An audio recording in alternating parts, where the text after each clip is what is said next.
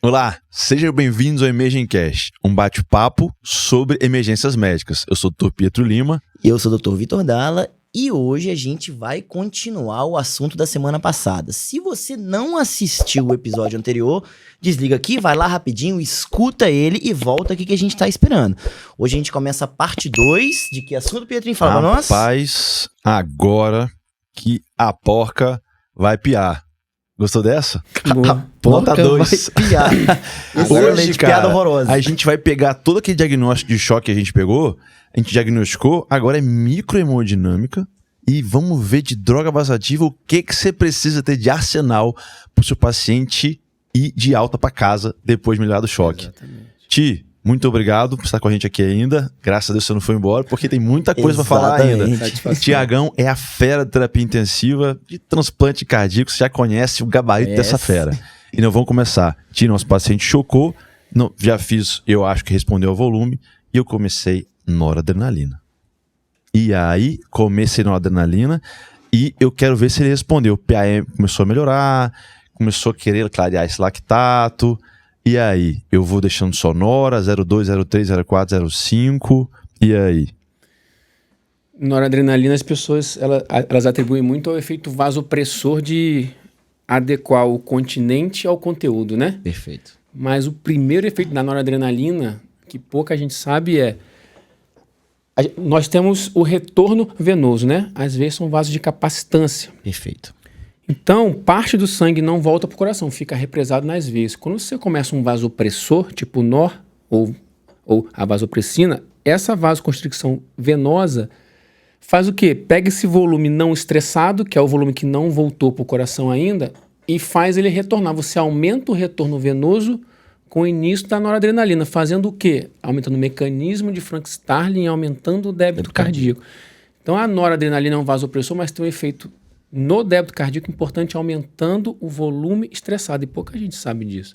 Perfeito. E agora, respondendo a sua pergunta, falando em choque séptico, né? Você fez volume e está com NOR. NOR, quando chega em 0,25 micrograma quilo minuto, né? Você está autorizado a associar um segundo vasopressor e associar corticoide junto, né? Beleza. Não é obrigatório, é uma recomendação, é uma orientação do Swift Sepsis Campaign. Aí você tem vários trabalhos que recomendam isso, o VAST, o VENIS. Então NOR chegou em 0,25 micrograma quilo minuto, você está autorizado a associar um segundo vasopressor, sim. Existe ainda espaço para um primeiro vasopressor que não seja NOR? A NOR é o primeiro vasopressor no choque séptico, no choque cardiogênio, choque vasoplégico pós-cirurgia cardíaca. Você lança a mão de adrenalina como primeiro vasopressor quando? Choque anafilático, né? Perfeito. É a hora que você lança a mão da adrenalina. Nas bradiarritmias sintomáticas você pode também fazer, mas o vasopressor de escolha é a noradrenalina, tanto choque cardiogênico quanto choque séptico. Perfeito. E o segundo vasopressor? O que a gente escolhe? A gente guia por algum parâmetro? Como é que a gente... Já foi mais solto isso no sentido de... Falando de choques no choque cardiogênico, não tem muito trabalho com vasopressina, apesar de se associar também, tá? Mas o segundo vasopressor de escolha no choque séptico hoje é a vasopressina, tá? A vasopressina, diferente da NOR, diferente da adrenalina, não tem ação no coração. Ela é um vasopressor puro. A NOR age no vaso e não age tanto, mas belisca lá o beta-1, aumentando um pouquinho a frequência cardíaca. Por isso que é o vasopressor de escolha, né? E a vasopressina vem como segundo vasopressor, mas é um vasopressor puro. Por não ter efeito no coração, apertar só após carga, não tem muito estudo em choque cardiogênico, mas se usa também. Perfeito. E existe um espaço para um terceiro vasopressor? Existe sim. E aí, se você pegar lá o guideline desse ano do Swift Sepsis Campaign, você vai ver lá, o dente está com choque séptico, você já fez o pacote da primeira hora, você fez soro, já está com NOR, já fez o eco, não cabe mais soro, colou um segundo vasopressor, está com NOR 0,25 e está com vaso. Você quer um alvo com uma PAM de 65 a 70. Aí tem dois cenários agora. Você não está conseguindo chegar numa PAM alvo e o dente está mal perfundido. O terceiro vasopressor é a adrenalina. Perfeito. Ok? Para tentar chegar lá.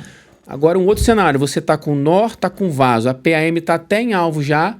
65 a 70, mas o doente ainda não está bem perfundido. Você fez a curva do lactato e não está caindo, a gasovenosa central não está legal.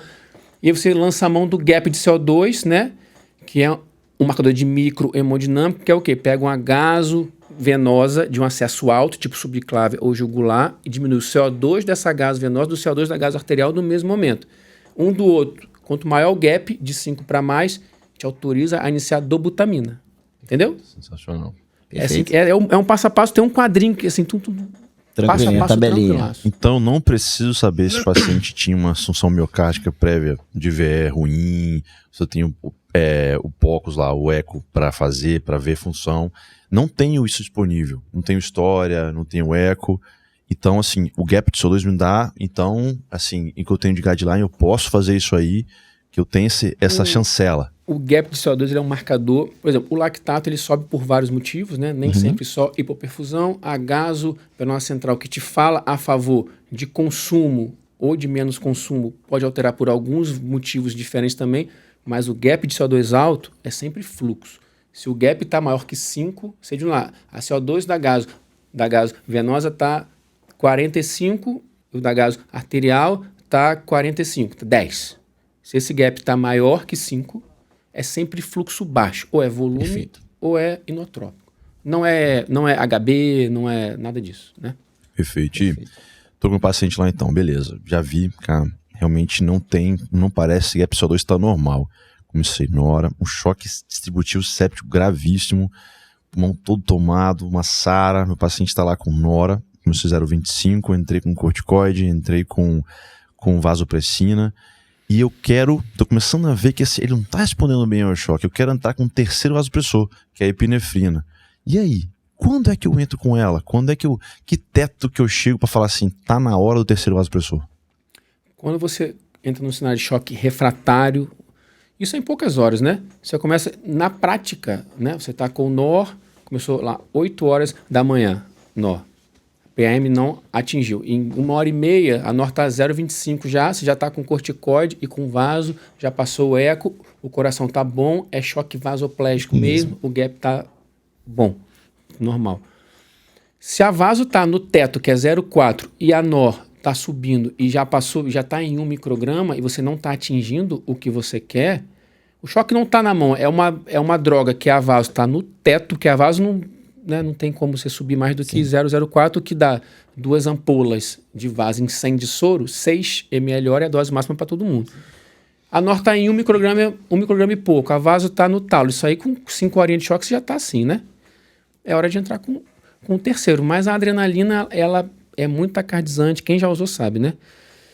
Chatinho. Arritmia, vasoconstricção esplâncnica, disfunção hepática, se você está usando o lactato como marcador, isso é uma coisa importante.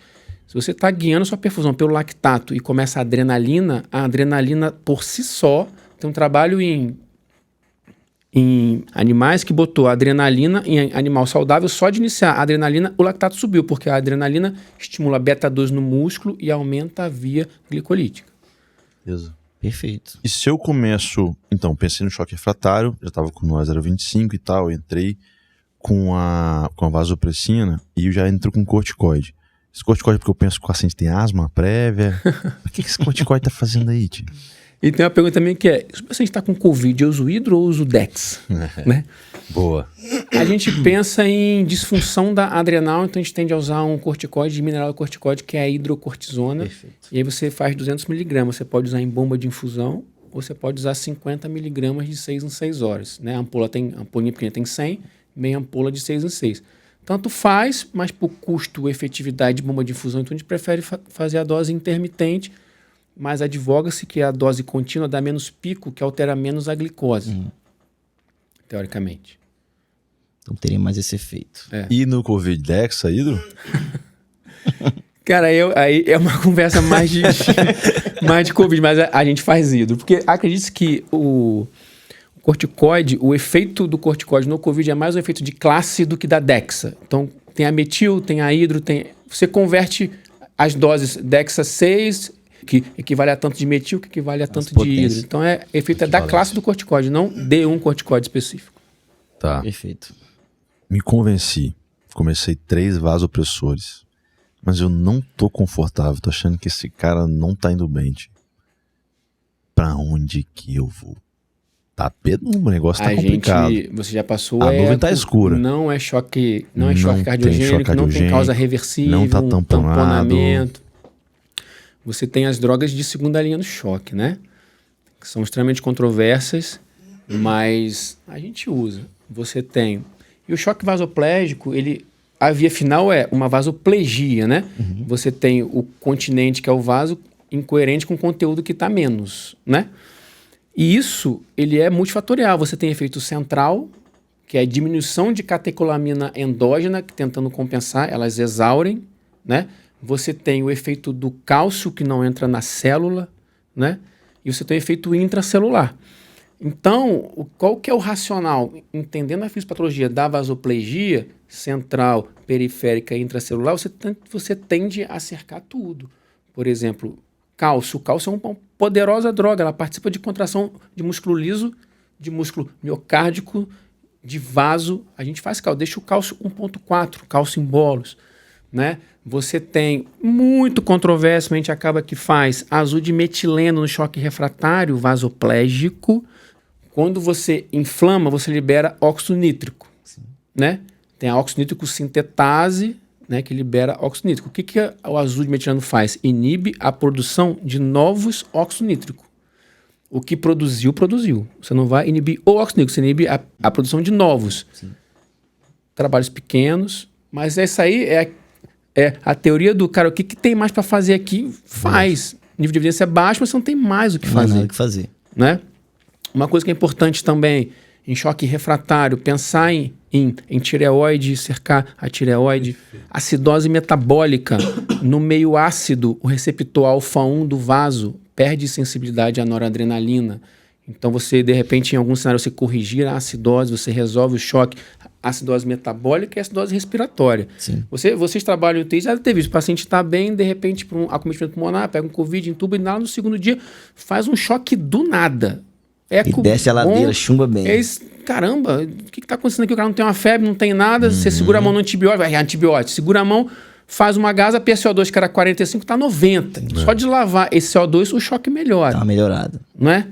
Isso é uma coisa a se considerar e a se individualizar no cenário de choque. Por exemplo, a NOR é a vasopressor de escolha, ok. Quando chega em 0,25, é a hora que eu ligo a vaso. Mas o paciente é um renal crônico que chegou de casa ferrado com choque, pH está 7,0 de entrada, é NOR e vaso de cara. Perfeito. Pensando no racional de que o alfa-1 não está enxergando a NOR. Já vai no V1, que é do vaso, entendeu? Paciente abre ME, morte cefálica, vai doar, abre uma diabetes insípido, tá? 10 litros de urina e choque. Faz a vasopressina, que é análogo do hormônio antidiurético, você segura a pressão e o doente urina menos. Nesses cenários é bom. Tem espaço para vitamina C, tiamina? Vitamina C com tiamina a gente também faz. Aí você faz 3 gramas, né, de vitamina C com 100 de tiamina, que dá 6 ampolas de vitamina C no Sorin 100 com a tiamina. Você também faz. Drogas de segunda linha, né? Vitamina C com tiamina, azul de metileno, gluconato de cálcio. E tem uma droga no choque cardiogênico que é GIC, bomba de glicosilina potássio. Você joga o cálcio para dentro da célula por outro mecanismo. São drogas de segunda linha. Quem não quiser fazer, não faça. Não precisa, mas é o que tem aí ali no desespero, não tem para fazer, não tem nada para fazer. Ti, o paciente tá lá, opa, comecei, nora, vaso, corticoide, epinefrina, tá com azul de metileno, vitamina. Tá, beleza. Lactato começou a clarear. Pum, o paciente começou a... Vai ser difícil, mas começou a urinar um pouquinho. E aí? Como é que... Quero desmamar isso aí. Essa pergunta é boa. Sai primeiro. Tem que tirar. Qual coisa vamos primeiro? Nora ou vaso, né? Exatamente. A gente sabe que de segunda linha vão sair primeiro, claro. Sim. Não tem consenso, mas hoje tem uma meta-análise do ano passado grande, que pegou os 7 maiores trabalhos, que mostrou o quê? Que é melhor você desmamar primeiro a noradrenalina e deixar a vasopressina do que o contrário, porque dá menos rebote de hipotensão. Não, eu quero desmamar primeiro a nora, primeiro a vaso. Tudo bem, não tem um consenso para isso. Mas os trabalhos mostram que você desmama a vaso tá lá 0,04, você vem cair na nóreto e deixa a vaso lá, pensando em choque vasoplégico. Então, desmamar hoje, primeiro a nó, dá menos rebote de hipotensão. Perfeito. Esse cara quer desmamar vaso de 5 minutos. E você precisa entender que a meia-vida das drogas tem que ser respeitadas. Isso é uma coisa muito comum. Por exemplo, meia-vida de nó é 5 minutos. Doutor, a PM está 90. Baixa a nora lá, 3 ml hora. Daqui a 5 minutos, doutor, está 90 ainda. Baixa mais um pouquinho, assim você vai tateando. A vaso, não. Doutor, a PM está 90. Baixa a vaso lá, 1 ml. Perfeitamente. Daqui a 5 minutos, doutor, está 90 ainda. A meia-vida da vaso é de 20 minutos. Baixa mais um lá. Daqui a pouco, doutor, a PM agora está 30. Né? Então, isso é um erro muito comum. A vasopressina é um vasopressor que vem ganhando muito espaço no cenário da terapia intensiva. A gente usa bastante e de forma precoce. Né? O VAST trial, que é o maior trabalho de vasopressina que existe, ele mostrou que não altera a mortalidade, fazer muita nora e muita nora versus vaso. Mas um subgrupo que usou a vaso mais precoce, ele foi melhor. Perfeito. Não encarar vaso como droga de resgate. Ih, rapaz, não tem mais o que fazer, bota vaso aí. Não, começar precocemente logo. Porque faz sentido, você tá com receptor alfa 1, você vai usar outro receptor pro mesmo efeito, que é o V1. Perfeito. Né? Vamos lá, beleza. As drogas estão saindo. Estão saindo. E eu, porventura, deixei a nora pra sair por último. Aí ficou com a nora 3 ml hora. Com aquela PM de 62, 63. 63 milímetros de mercúrio ali.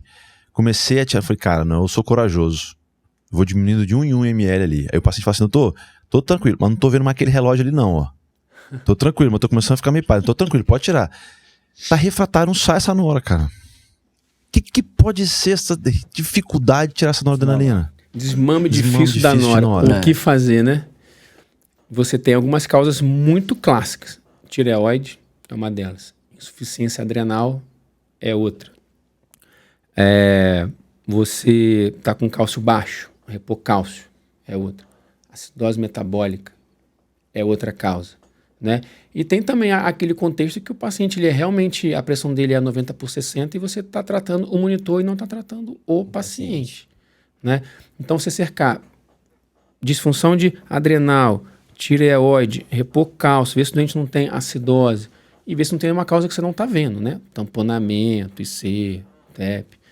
O doente não está infectado, aquele choquezinho, aquela coisa começando, aquele 37,4, 37,5, aquele cateter que está ali já que já podia ter saído faz tempo, aquela sonda. Desinvadir o paciente, né? Isso é importante. Quanto que a sedação atrapalha-te nisso aí? Quando é que ela começa a sair? Cara, a sedação sai no momento que o motivo que levou o doente pro tubo foi resolvido. Né? Não importa. Por exemplo, eu não vejo motivo, se não for um TCE com edema cerebral e você quer fazer um repouso do cérebro, eu não vejo motivo para um doente que faz um AVC isquêmico ficar sedado. Doente que você entubou por rebaixamento, deixar ele sedado. Deixa com uma analgesia. Né? Agora, entubei por pneumonia. Ok, daqui a 48 horas, o raio-x tá um pouco, não vai zerar o raio-x, mas está um pouco melhor, a relação PF está melhor, né? A complacência melhorou, você conseguiu baixar a PIP, a FI está baixa. O motivo que eu vou ali para o tubo está se resolvendo na hora de fazer o despertar diário. Porque os sedativos, eles quebram a descarga adrenérgica, né? Eles são hipotensores. A gente chama o propofol de chocofol, né? Então Exatamente. E os benzodiazepínicos, além de hipotensão, tem a coisa de abstinência, delírio, dependência. Você imagina o paciente ficar uma semana com midazolam e fentanil em bomba. Você desliga, ele acorda agitado por abstinência, por delírio, por dor. O cara tá dependente daquilo, né? Então, você acredita, por exemplo, resolvendo 48 horas depois do pneumonia, aquele choque de foco pulmonar, acredito, começou a cair, né? Não tava fazendo mais febre, tá caindo lactato. E aí eu tô com o paciente. Que hora que eu falo assim, cara, eu tenho que tirar a sedação? 48 horas você já tira tudo no outro dia? Não, depende do paciente. O que eu quero dizer é, se o motivo que levou o doente pro tubo for resolvido, por exemplo, o paciente fez uma cirurgia de grande porte, e amanhã vai reabordar. Putz. Esse cara vai evoluir junto com a melhora do choque, né? Então você precisa resolver a causa, faz o despertar diário. Não adianta você entubou o cara hoje. Daqui a 5 dias, você tá com FI de 100, PIP de 12, pulmão branco. Com a chance horrível. Não tem chance. Exato. Entende? Então desligar a sedação o motivo que levou pro tubo tá resolvido, deixa eu desligar. Sempre busca a menor sedação possível, né? Perfeito. Diz uma coisa, Ti, em relação ao dispositivo, quando a gente tem um paciente chocado, a gente quer se munir de todas as ajudas para monitorizar esse paciente. Assim. Então, assim, ciência respiratória, baixa de consciência, ele vai ter que ter posição de via aérea, né? Fornecer suporte que seja necessário, vai entubar, ficar entubado nesse início, entrar com sonda de demora, com profunda, tudo para drogas ativas, etc. Esses dispositivos saem, assim, em que momento? Saiu na hora, já tira a profunda? Eu tendo. Aí depende se o paciente estiver com NPT, com a nutrição parenteral total, não. Se é um paciente com falência de acesso, não. Agora, se é um paciente que tem um acesso periférico bom, tá sem droga vasoativa, e você não quer fazer nenhuma. Porque o acesso central serve para monitorizar também, né? Gaso venosa. Se você não tem muito recurso, é controverso, mas até uma PVC no raciocínio pode ser que entre em algum lugar, mas é controverso, a gente tira. Cara, sondas em um TI é critério de qualidade. Quanto menos sonda, melhor qualidade tem a sua UTI. A gente quer desinvadir, só puxando um gancho. Se o seu enfermeiro treinar para fazer ultrassom de bexiga, você não necessariamente tem que deixar esse paciente sondado só porque está entubado. O cara passa o ultrassom lá. A bexiga está pequena, deixa. Está cheia, passa o ultrassom e demora. Agora, vou passar 4 sondas em 24 horas. Aí você deixa, né? Perfeito. Aí demora. Só que nem sempre o nosso paciente melhora. Né? Tinha, às vezes, nosso paciente... Tem pacientes que não leem o livro que a gente lê, né? Exatamente. Até porque existem reinfecções. O paciente pode... fazer uma miocardite num contexto de uma sepse, com um choque cardiogênico associado, uma vasoplegia que a gente não consegue domar isso aí. Quando é que você fala assim, cara, esse paciente, infelizmente, agora é o momento de eu começar a pensar que, quem sabe, eu tô causando mais dano. Pra quem não viu o episódio, comunicação de más notícias, porque o familiar tem que estar ciente, né, tio? Exatamente. O familiar tem que estar ciente de tudo que tá acontecendo. A gente não pode achar, não, eu tô confiante que o paciente vai melhorar, vou falar dar só esperança. Não, mas ele tá mal, mas ele vai ficar muito bem. Sempre paciente, eu tenho que botar o familiar sempre a par de toda a situação. Fora do cuidado paliativo, ele começa no início da interação. Não tem que esperar o doente estar grave para começar o cuidado paliativo, né? A conversa ela é diária, se a família não entende, você junta todo mundo. Falando em cuidados paliativos para limitar esforço, isso é uma coisa que você vai construindo ao longo do tempo, entendendo que realmente você tem certeza que não tem mais para onde ir. É um paciente que não responde a nenhum tipo de conduta, não há mais o que se fazer. Você percebe que tudo que você faz ali, que existe para tratar aquela doença, só prolonga sofrimento e ele não responde a nada. É hora de sentar com a família, com a equipe médica, pedir uma segunda opinião. Talvez você não esteja vendo alguma coisa, né? Mas nesse contexto, o paciente que não responde, você já cercou tudo, você acha que está fazendo a distanásia, né? Você está causando só sofrimento. Eu penso que é hora da gente saber para onde que a gente quer ir. Se a gente quer deixar o doente vivendo ou durando, né? Ele está durando, mas não está, né? Ele tem idade cronológica, mas não tem idade na qualidade, né? Exato. É um exemplo, né? Essa questão de cuidado paliativo. Vou até contar um exemplo de plantão de ontem.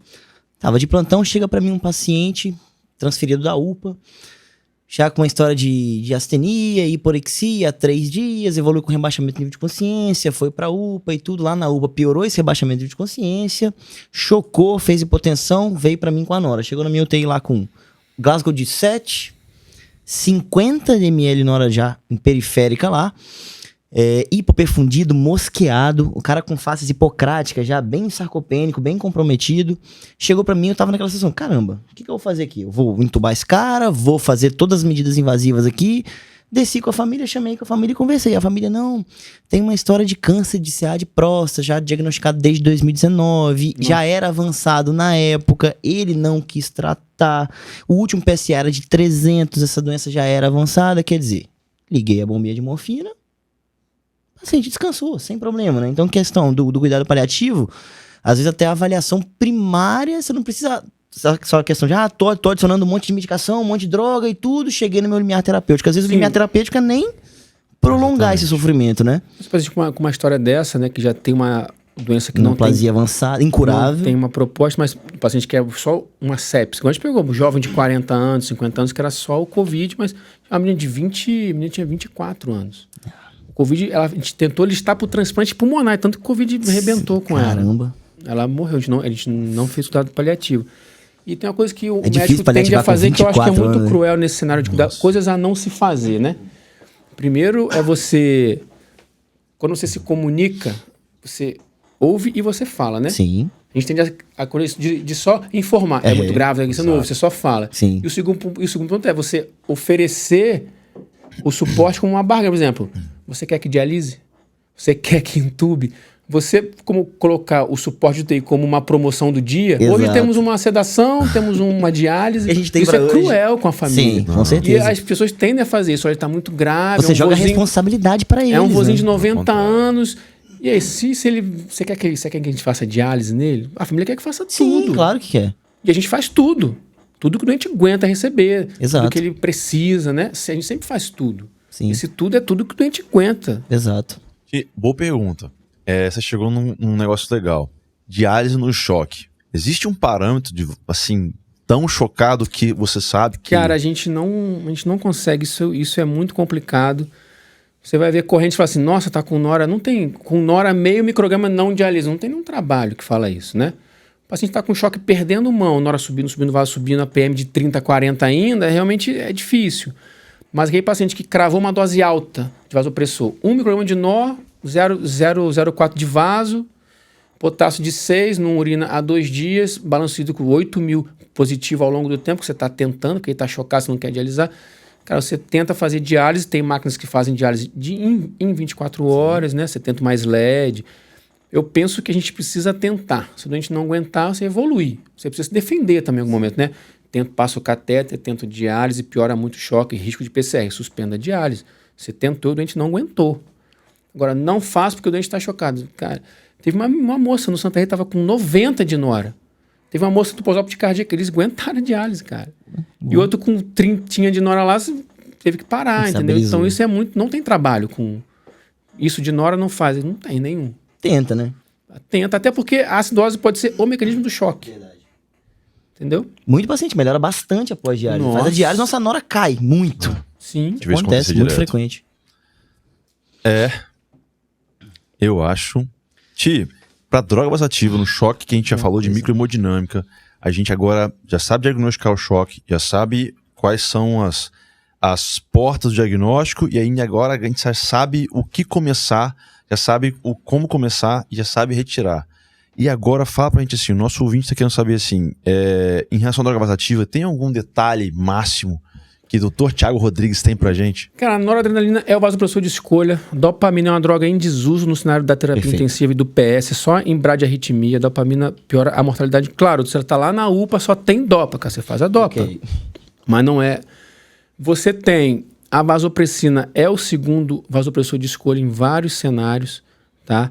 A vasopressina tem uma coisa muito bacana, que não é tão estudada, mas há de se pensar, por exemplo, o choque cardiogênico com disfunção de ventrículo direito. A vasopressina, ela não aperta pós-carga, ela não tem efeito vasoconstrictor no pulmão. Então, você tem o efeito hemodinâmico de adequar continente e conteúdo sem apertar pós-carga no VD. Então, no cenário de choque cardiogênico, com disfunção de VD, tá com a nora lá, já tenta colar uma vaso precoce, pensando no racional da droga, né? A adrenalina, ela é, tirando os choques... anafiláticos, né? A adrenalina é o vasopressor de terceira linha no choque, que aumenta o lactato, faz mais disfunção orgânica, vasoconstricção esplâncnica. Então, a gente tem noragino em receptor alfa-1, fazendo vasoconstricção, mas também como primeiro efeito, aumentando o retorno venoso, volume estressado, mecanismo de Frank-Starling. Então, a nora como primeiro efeito, aumenta o volume estressado. É aquele volume que volta para o coração. A vasopressina é o segundo vasopressor de escolha. A vasopressina age no receptor V1 no vaso e V2 no rim. Vasopressina é o análogo do hormônio antidiurético, então ela diminui a diurese. A adrenalina é a terceira droga. Mas precisa pensar também, a gente tem que individualizar tudo na vida, né? que são os consensos, os guidelines? Eles são uma forma que tenta encaixar o doente naquela forma. E a maioria dos doentes se encaixa naquela forma, por isso que é um consenso, é um guideline. Mas, se você tem um doente que chega com uma acidose metabólica importante, BIC de 9, uma certa acidose diabética, você fez volume, está com nó, BIC de 9, pH de 7,10. Você sabe que o receptor alfa-1 não tem uma ação tão bacana a NOR no meio ácido. Então, lança a mão da vaso mais cedo. Você tem um doente com choque cardiogênico que está com dobuta e está com NOR. A vasopressina não aperta a pós-carga no ventrículo direito, não age no pulmão. Então, você individualizar o uso do vasopressor em alguns cenários, eu acho que é um racional farmacológico bacana, mas não está no consenso. Pô, mas aquele doente não está encaixando bem nessa forma do consenso, então você precisa lançar mão das condutas do especialista, que a gente chama de off-label, mas com algum respaldo racional. Sim. Você não vai fazer uma dopamina de cara pensando que para você é melhor. Não estou falando disso. Entende? Perfeito. Então, assim, tem que seguir o consenso, mas tem doente que não se encaixa naquela forminha do consenso ali. Não lê o livro que a gente lê. Não lê o livro que a gente lê. Muitas vezes ele quer fugir do consenso, né? Tudo que a gente imagina. E falando de droga, por último, tem uma coisa que as pessoas gostam muito de postar, que é o push dose, né? De vasopressor. Muito bom. Adrenalina em bolos, não na parada, eu tô falando na parada em bolos, lógico. Sim. Paciente chocadaço, adrenalina em bolos, nor em bolos. As drogas vasoativas são feitas em infusão contínua, equipo fotossensível a NOR. Equipo bomba a ser central, de preferência micrograma quilo minuto, é filigrama. Se você purgar um vasopressor, a pressão estoura. Você pode causar um infarto, um AVC, um ataque à arritmia. Em alguns cenários ameaçadores à vida demais, por exemplo, preciso entubar esse paciente, a pressão está 6/0.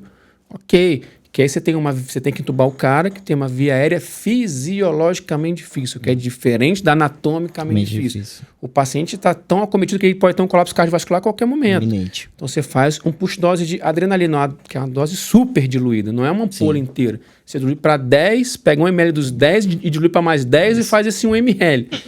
Então esse push dose tem um espaçozinho ali para você rapidamente salvar o paciente e resolver, mas não é uma conduta de agora faz 1 ml, espera um pouquinho, vai. Não. Beleza. Rapaz. Tim, eu acho que a gente... Acho que não tem mais dúvida de choque mais não, né, pegou o choque e... dissecou ele do início ao fim. Do diagnóstico, identificação e conduta, tratamento e condução clínica. Professor Thiago Rodrigues, sem palavras. Muito obrigado. Cara, eu que agradeço, eu tenho muito prazer em falar disso, ainda mais para 2 amigos como vocês, é bate-papo bacana demais. Falei coisas que vocês já sabem de trás para frente, mas eu espero ajudar o pessoal que está ouvindo e clarear um pouquinho aí. Brilhante, muito legal. Só clareia. Rapaziada, é isso aí. Tem o primeiro episódio sobre choque no diagnóstico e aqui aonde a coisa tem que acontecer. A droga vasoativa entrando aí, como você tem que manejar. O Thiago te deu tudo pincelado para você pintar o seu quadro na emergência, onde você estiver. Então... Pra você ser o camisa 10, como você gosta de falar, você né? Camisa 10 da emergência. Rapaziada, conte com a gente, curte, compartilha, avisa pros colegas aí que tem bastante conteúdo pela frente. Thiago, muito obrigado por estar com a gente de novo. É um prazer imenso ter com a gente sempre aqui. Um prazer. Hoje não vai dar pra gente tomar umazinha, né? Pra tomar Não vai. Não vai. Senão você tá... Hoje hoje eu tô tranquilo. 5 anos de casado, tem que sair pra comemorar. Casado. É isso aí. Rapaziada, até a próxima. Até mais. Obrigado Grande abraço. por estar com a gente aí.